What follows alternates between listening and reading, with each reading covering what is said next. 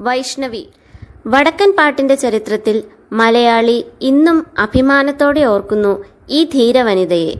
പടനയിച്ചും പടപൊരുതിയും മലയാളി മണ്ണിന്റെ മനം കവർന്ന സുന്ദരിയായ പടനായക. ആറ്റും മണം മേലെ ഉണ്ണിയാർച്ച.